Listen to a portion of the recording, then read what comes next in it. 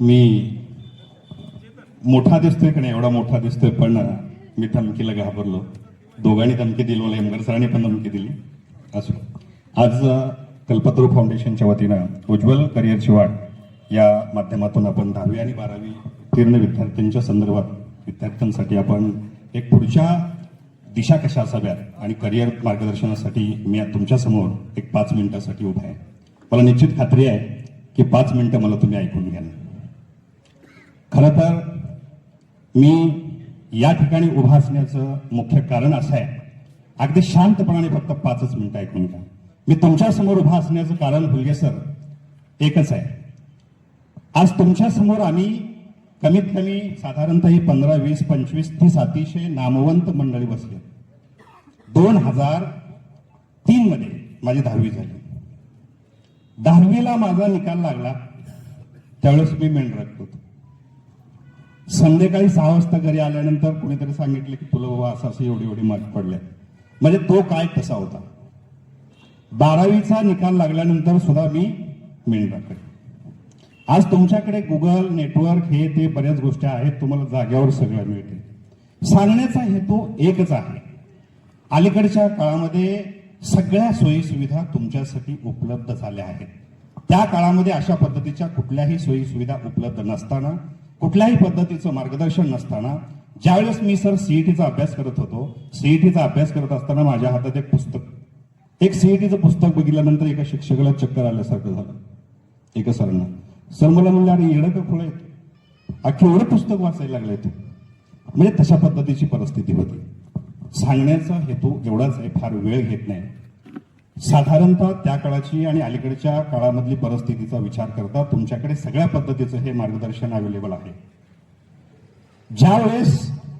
ज्यावेळेस 10वी पास झालो त्यावेळेस हे करिअर मार्गदर्शन याच्यासाठीच घेतलंय कर्नोड साहेब, की 10वी पास झालो त्यावेळेस कुठल्या पद्धतीची कागदपत्र असतात आणि पुढे गेल्यानंतर कुठलं कागदपत्र कशासाठी लागतं, कास्ट सर्टिफिकेट कशासाठी लागतं, उत्पन्नाचा दाखला कशासाठी लागतो, नॉन क्रिमिनल कशासाठी लागतं, हे बिलकुल काही माहित नव्हतं.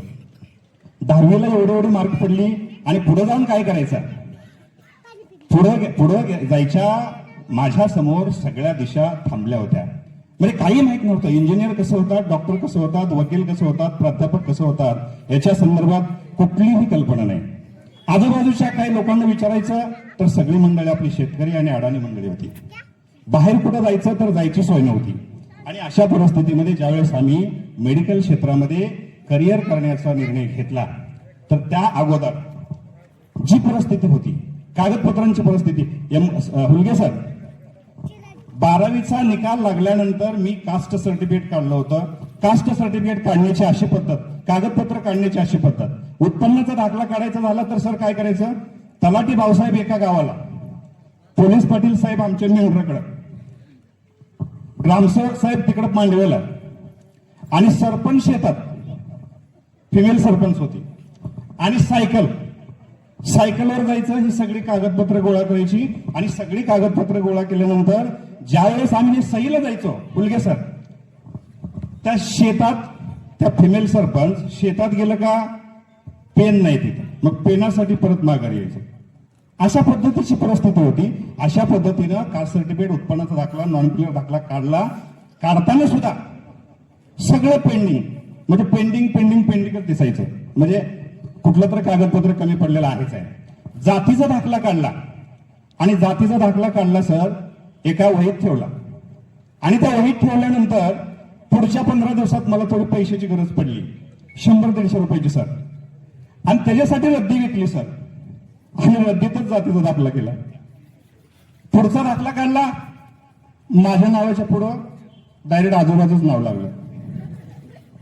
तिसरा दाखला काढला, जातीचे 3-3 दाखले मिळत नाहीत, कास्ट व्हॅलिडिटीचे 3-3, 10-10 दाखले मिळत नाहीत.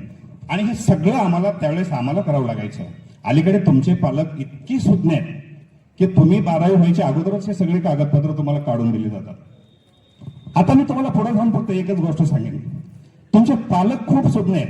त्यावेळेस आमची परिस्थिती तशी नव्हती, पण आमच्यामध्ये शिकण्याची, पुढे जाऊन काहीतरी घडून दाखवण्याची खूप मोठी जिद्द होती. आणि मी माझ्या आयुष्यामध्ये ठरवलं होतं की मला डॉक्टर व्हायचं. डॉक्टर कसं व्हायचं हे माहित नव्हतं, पण 12वीला सीईटीला चांगली मार्क पडल्यानंतर डॉक्टर होतं एवढंच माहित होतं. सगळ्या पद्धतीची कागदपत्र ज्यावेळेस मी काढली, वारी होती, 2च मिनिटाचा वेळ घेतो, वारी होती साहेब फुलगे सर, आणि वारीच्या याच्यामध्ये माझा नॉन क्रिमिनलचा दाखला पेंडिंग मध्ये पडला.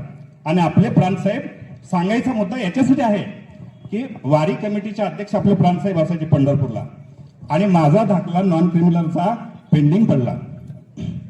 गोपाळराव देवप्रशालेचा मी 18 वर्षातला पहिला विद्यार्थी ज्यांनी शेतामध्ये रात्रंदिवस सलग 8 महिने अभ्यास केल्यानंतर 200 पैकी 147 मार्क मिळवले.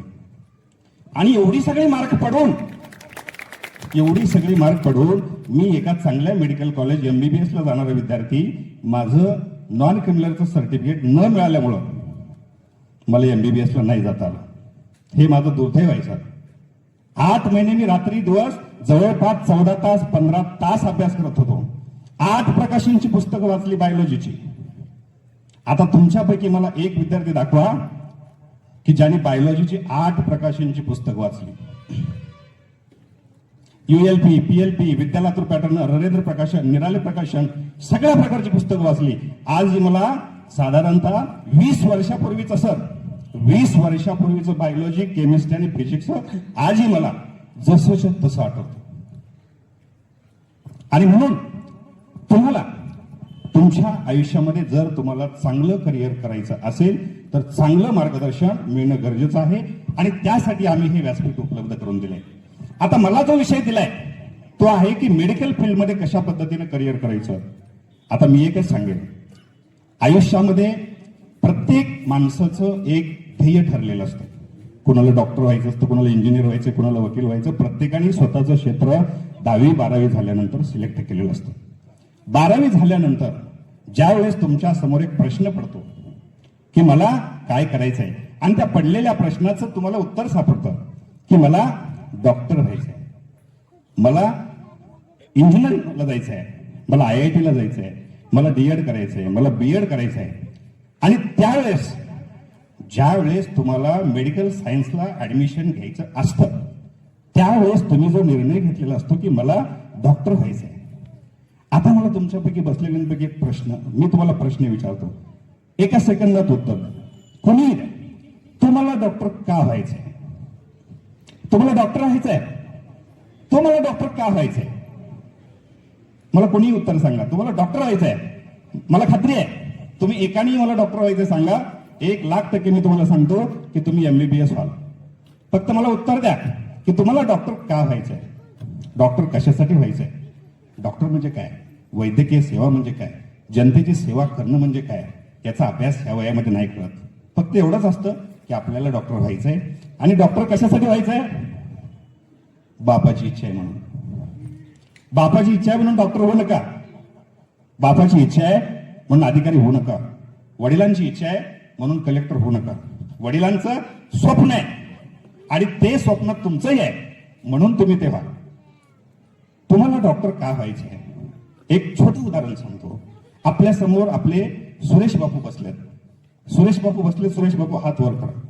तुम्हाला डॉक्टर का व्हायचंय सर? पाठीमागच्या 15 दिवसापूर्वी, 6 महिन्यापूर्वी आपल्याच गावातल्या एका पेशंटच्या छातीमध्ये दुखायला. बाबूसाहेब, इतक्या प्रचंड वेदना होत्या, त्याला असं वाटत होतं त्या माणसाला, त्या पेशंटला, आता माझं काय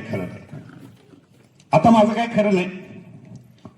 आणि तो पेशंट, तो आपला नातेवाईक रात्री माझ्याकडे 2 वाजता आला. प्रचंड छातीत दुखत होतं. सर, विदिन 1 मिनिटमध्ये आम्ही ECG काढला. पुढच्या 2ऱ्या मिनिटामध्ये आम्ही डायग्नोसिस केलं. 3ऱ्या मिनिटामध्ये त्या पेशंटच्या बरोबर गाडी नव्हती सर, 4 व्हीलर, 2 व्हीलरवर आले होते, बापूच घेऊन आले होते. सर, पुढच्या 10 मिनिटामध्ये तो पेशंट ICU मध्ये होता. एका हातात स्टेरिंग होतं सर, दुसऱ्या हातात मोबाईल होता. सगळी यंत्रणा लावली. कर्नल साहेब, पुढच्या 30व्या मिनिटामध्ये 99% हृदय ब्लॉक असणाऱ्या पेशंटला पुढच्या 30 मिनिटांमध्ये ऑपरेशन करून जीवदान दिले. आणि याच्यासाठी डॉक्टर व्हायचं. बाजूच्या एका गावामध्ये एका तलावामध्ये 3 मुलं पोहत होती. पोहताना एका मुलाचा तोल गेला. तो मुलगा बुडायला लागला. त्याला पकडायला दुसरा गेला. दुसरा बुडायला लागला. त्या दोघांना काढायला तिसरा गेला. तिसरा बुडायला लागला. आणि त्यातली 3ही मुलं बुडायला लागली. त्यातला एक मुलगा, त्यातली एक मुलगी बुडली. सर तेवढ्या वेळामध्ये ती बुडली आणि दुर्दैवानं तिचा अंत झाला. त्यातला एक मुलगा वाचला. आणि दुसरा एक छोटा मुलगा 5 वर्षाचा होता. तर तो मुलगा त्या गावातनं माझ्यापर्यंत एका गाडीवर 2 व्हीलरवर कणत होता. पोटामध्ये सगळं पाणी गेलं होतं. त्याची वाचण्याची शक्यता 5% सुद्धा नसावी. पुढच्या 20 मिनिटांमध्ये सर तो पेशंट आयसीयू मध्ये होता. शेवटी बाप असतो बाप. तो बाप काय म्हणायचा मला, तो पेशंटचा वडील, तो बाप म्हणायचा, सर पैसे किती पण जाऊ द्या, पण माझ्या पोराची गॅरंटी द्या. पैसे किती पण जाऊ द्या, माझा पोरगा वाचला पाहिजे. आणि सर लहान मुलाच्या अकलूजच्या आयसीयू मध्ये बापानी त्या संमती पत्रावर सही नाही केली. का? तर डॉक्टरनी सांगितलं तुझ्या मुलासाठी आम्ही प्रयत्न करणार, पण मुलगा वाचेल का नाही याची गॅरंटी नाही. बापानी त्याच्या वडिलांनी सही नाही केली. का? तर त्याला भीती होती की सह्या घेतात म्हणजे माझा मुलगा जातो. मी स्वतः डॉक्टर साहेबांना म्हणला, DYSP साहेब, मी स्वतः डॉक्टर साहेबांना म्हणलं, साहेब मी त्याचं नातेवाईक आहे, तुम्ही सह्या घ्या माझ्या कुठे घ्यायचे त्या आणि उपचार चालू करा. पुढच्या 5 दिवसात तो पेशंट बरा झाला. आणि याच्यासाठी तुम्हाला डॉक्टर व्हायचंय, समाजाची सेवा करण्यासाठी तुम्हाला डॉक्टर व्हायचंय, लोकांसाठी अहोरात्र काम करण्यासाठी डॉक्टर व्हायचंय. सर 13 वर्षामध्ये जवळपास 2 लाख पेशंट तपासण्याचा योग आला. 2 लाख पेशंट तपासण्याची संधी मिळाली. लाखो रुग्णांसाठी रात्रीचा दिवस केला. 24 तासापैकी 23 तास तासन तास त्या टेबलवर बसून पेशंटची सेवा केली. आणि त्या दिवशी खरं वाटतं आपण जी सेवा करतो, आपण ज्या नावापुढे आपल्या डॉक्टर नावाची डिग्री लावतो ना, ते खरं सार्थक झाल्यासारखं. तुम्हाला जर डॉक्टर व्हायचं असेल तर तुमच्यामध्ये एक जिद्द ठेवा, तुमच्यामध्ये एक स्वप्न ठेवा. मला डॉक्टर नावासाठी नाही व्हायचं, मला डॉक्टर माझ्या कुटुंबासाठी नाही व्हायचं, मला डॉक्टर पैसे मिळवायसाठी नाही व्हायचं, मला डॉक्टर व्हायचंय या समाजाशी, ज्या समाजात म्हणजे ज्या रुग्णांनी, म्हणजे आता एक आमच्या आयुर्वेदामध्ये श्लोक आहे सर, स्वास्थ्य स्वास्थ्य रक्षण मातृस्य विकार प्रश्न, आणि ज्याचं स्वास्थ्य चांगलं आहे त्याच्या स्वास्थ्याची काळजी घ्यायची आणि जे विकारी आहेत, जे आजारी आहेत त्यांच्यासाठी काम करायचं. आणि म्हणून जर तुम्हाला ह्या फील्डमध्ये यायचं असेल तर ह्या फील्ड सारखं अतिशय सुंदर फील्ड नाही. डॉक्टरांना देव मानलं जातं, पण तुम्ही देवासारखं काम केलं पाहिजे.